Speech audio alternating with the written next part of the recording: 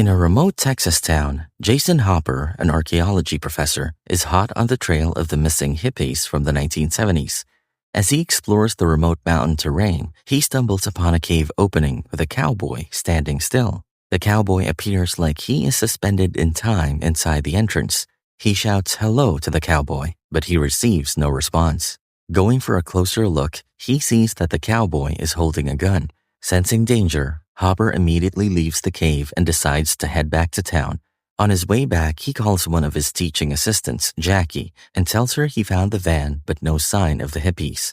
He also asks her to put a climbing pack together for him and not let Taylor, his other assistant, and Jackie's best friend, know that he's going on an expedition. As Hopper arrives home, he sees Jackie and Taylor waiting for him at his house. He is disappointed that Jackie told Taylor about his planned expedition and immediately tells them he changed his plans and will go look for the missing hippies alone, rejecting Taylor's offer to come with him. The next day, Hopper drives to the research area to continue his search for the missing hippies. On the dashboard of his car is an old photo of a couple with their young daughter. As he returns to the cave entrance, he sees that the suspended cowboy is still there. He walks further inside the cave and encounters a mysterious wall of moisture. Fascinated by this, he continues to walk past the wall. 2 days later, Taylor hurriedly knocks on Jackie's home and asks her to come with him to look for Hopper. Jackie agrees, but doesn't want to hike, sensing danger in them doing so. She suggests asking Kara, a fellow student who has an enormous crush on Taylor, to come with them because her dad has a Jeep. Taylor rejects the idea. However, that doesn't dissuade Jackie and calls Kara using Taylor's phone. Kara is busy helping her sister, Vive, on her school project. Taylor then gives a better option to Kara to help Vive get an A on the project on the condition that Kara brings her dad's 4x4 Jeep. Kara immediately agrees. Inside the car, Taylor explains to Kara and Vive about their weekend adventure. He tells them their mentor, Professor Hopper, has been obsessed in finding the missing hippies from the 1970s. He also mentions that the missing hippies were tripping on shrooms and went looking for the Fountain of Youth, to which they never came home. All of a sudden, Vive is reminded of her friend Furby and that they need to tag him along, to the disappointment of Kara, who describes him as that weird kid with a weird smell. Totally normal name, though. As soon as they pick Furby up, he immediately crushes on Jackie, which irritates her. On their way, Furby hands everyone an action camera so they can capture every moment of their adventure. They soon arrive at Hopper's search area and find an old 70s hippie van. Taylor finds an old photo of a family with a note written on the back that says, "The Hoppers, May 1970. Jackie is surprised Hopper didn't tell them about it, as Taylor arrives at the conclusion that Hopper was not looking for the missing hippies and the Fountain of Youth, but instead he was searching for his missing parents. A few moments later, Furby trips over something and finds a rope on the ground. The group follows the rope, which leads them to a cave. Jackie discovers the end of the rope is severed before a descending steep. Taylor says it can't be Hopper's rope, as the rope is too old. The group then decides to descend further down the cave system. Furby gets left behind as a lookout because of his fear of spiders and crickets. Taylor hands him a radio so they can communicate. Jackie and Vive rappel down the cave descent first. Taylor and Kara soon follow, as Kara notices the same mysterious wall Hopper saw on the cave entrance. In a flashback scene from 2 days ago, Hopper crosses past the mysterious wall and follows the cowboy slowly. He pauses as he hears loud, incomprehensible noises. He then hears a man growling and a girl screaming. He runs back to the cave entrance in fear. Outside, he looks at the sky and notices that despite him entering the cave only a few minutes ago in the morning, it's already nighttime. Hopper hurries back to his car. Rusty and covered by overgrown plants, the car already looks like it had been there for a long time. He looks around and finds an old 4x4 Jeep, the one that looks exactly like Kara's car. He looks inside the Jeep and finds a familiar bag. He immediately recognizes it belongs to Jackie. He calls out her name nervously, but receives no reply. He then decides to go back to the cave with lead flares as he looks for Jackie and Taylor. Back inside the cave, Jackie and Vive investigate further until they hear loud, disembodied voices from a distance. They freak out and ask Taylor and Kara to go back up. Taylor declines but eventually gives in. Jackie volunteers to climb up first, but her rope snaps as she is halfway through, falling down on Taylor, who breaks his hand, while Jackie suffers a leg injury. Taylor, thinking Furby cut the rope intentionally, because that's what people do to their crushes, calls him on the radio. Furby doesn't answer. Kara and Vive also call him on the radio, but he still doesn't answer. The group then argues on how they could climb back up, with Kara being suggested to do it freehand without a rope. Suddenly, they hear a loud, thudding noise. Taylor grabs the radio and calls on Furby again, but still no answer. Vive hears another radio chime as Taylor calls on Furby. Taylor thinks that the other radio Vive heard was Hopper's and calls on him. A distorted voice on the other line answers, "Help me." Taylor asks the other line if he is Hopper. The voice replies he is Furby.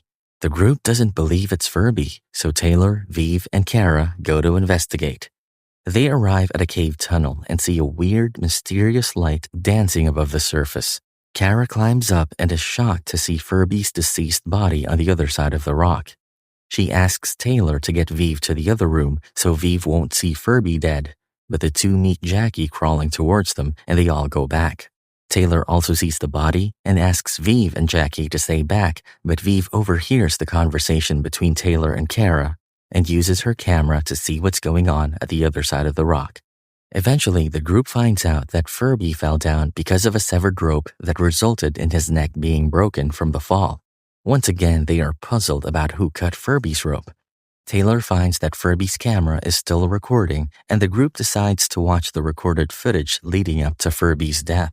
The recording reveals that Furby started looking for the group after he received no radio communication from them within half an hour after they descended the cave. Furby also finds a cave, a rope, and a jeep, all pointing to Hopper's expedition. He also finds a journal belonging to Hopper's dad. The journal reveals how Hopper's dad became obsessed in searching for the Fountain of Youth back in the 70s. The journal contained various stories and drawings by Spanish conquistadors trying to find a cave that the natives said contained magical healing waters. It is said that the queen sent these expeditions to find this water and bring back a vial for her dying husband. The journal also reveals that all of those expeditions failed and the last one was held near their town. The footage then reveals that Furby was still waiting for the group until it reached midnight. He then reads the journal again and finds that Hopper's dad started looking for the cave when Hopper's sister fell sick. The footage then shows Furby the next morning venting out his frustrations on camera. The group is confused with how the time flew so fast, believing they had only been inside the cave for an hour. The recording starts again, but this time, it's already Tuesday. Furby says his last goodbyes to his mom and the group before he descends to the cave he found earlier. As he goes down the rope tied to the rock, he sees quick flashing lights in the sky before the rope gets severed and he falls to his death. The group have a desperate and heated argument about how time passed differently between them and at the surface. It seems time is not the only thing that's slow in this cave. It is eventually decided that Kara should climb up the cave tunnel and onto the surface. Vive puts on a camera on Kara, and Taylor gives her a GPS beacon that can send an SOS from anywhere in the world that she can use when she reaches the surface. Kara climbs up the tunnel and reaches the surface. She is surprised to see that it is a very different place compared to the surface they came from. The landscape is so barren, and everything is just made up of rock formations. The air is also very difficult to breathe in. She then proceeds to look for a signal for the GPS beacon as she sees a thick wall of dust that resembles a sandstorm hovering over the horizon. She climbs a hill hoping to find a signal, but instead she sees a gigantic triangular spaceship in the sky. She hurriedly climbs back down the cave. Taylor, Vive, and Jackie don't believe Kara when she tells them what she saw on the surface. With how dense they are, it's no wonder time dilates around them. Kara tells them to watch her camera's footage. Taylor also shows Kara his camera footage, and the group is once again confused with the time difference between the two recordings. Fortunately, sense finally crosses the event horizon of Taylor's brain, who starts to theorize that time is passing differently inside the cave than on the surface. And it wasn't a person who cut the rope when Furby fell, but the friction from years that passed quickly. He further concludes that the flashing light Furby saw before he fell was in fact the sun rising and setting quickly. And because of that, the group may have been inside the cave for weeks or months already. Jackie then adds that if time stops inside the cave, then it means they are inside the Fountain of Youth. While Kara asks to rest for a while, Taylor realizes that Furby was on his side when he fell down and that his radio wasn't smashed, contrary to him lying face down when they found him. Curious, the group watched the remaining footage and found out that he was still alive after he fell and was indeed the one whom Taylor was talking to over the radio before. The recording also reveals that a prehistoric man found Furby and mauled him to death. Kara decides to climb back up the tunnel as Vive notices something on Furby's footage. She finds out that it wasn't just the sun that Furby saw flashing, but in fact were entire seasons passing quickly on the surface. This also explains why everything was very different on the surface when Kara first climbed up. Suddenly, a bright object falls down the cave tunnel. The object then turns into a ladder. Kara climbs up the ladder, but is met with a a gigantic humanoid being climbing down. Kara rushes to climb down. The humanoid arrives at the cave surface, but is immediately attacked by a caveman. The two tussle, with a humanoid pinning the caveman to the ground via a futuristic collar chain. The group runs away from the humanoid through a series of cave passages and momentarily loses it. They enter another cave and find a dead woman lying on the ground.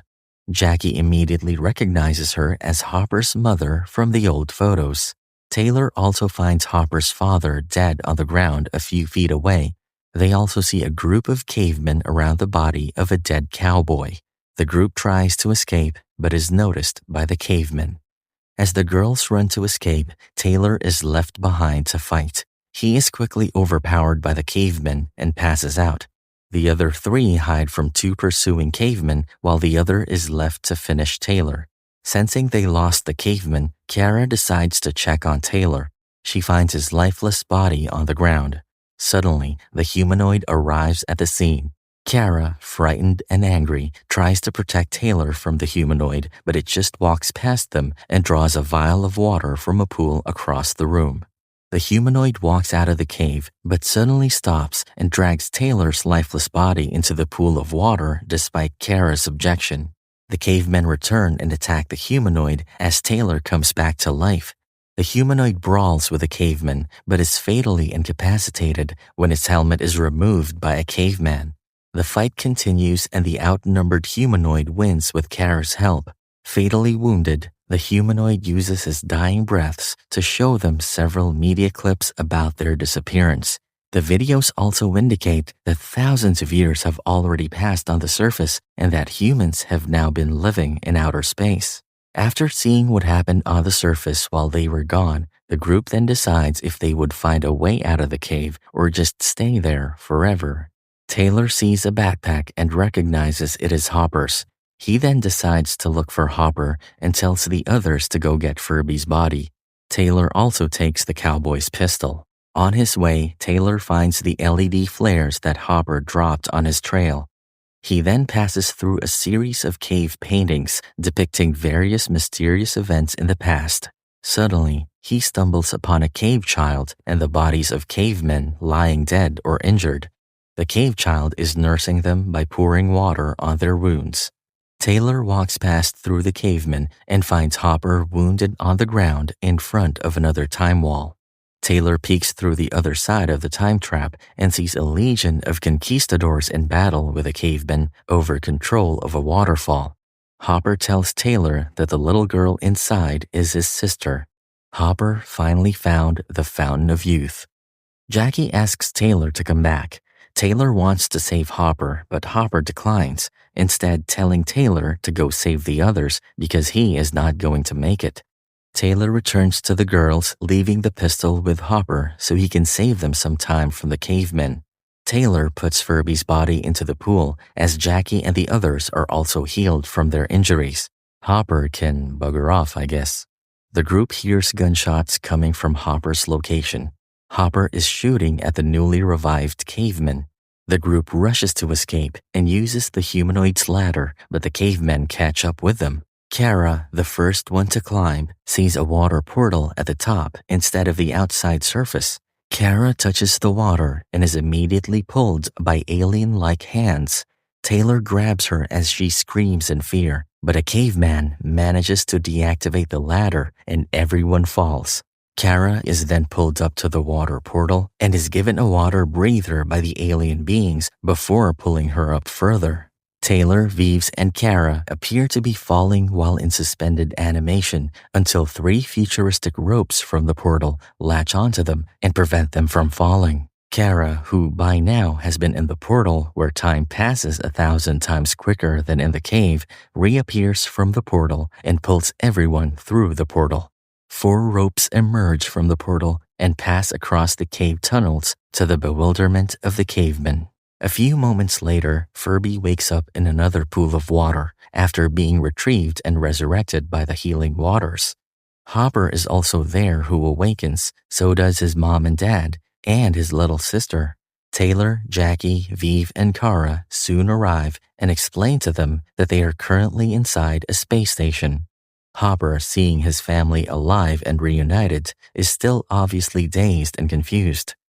Taylor tells him, "Yeah, we got a lot to talk about," as the scene pans on their space station hovering above a planet.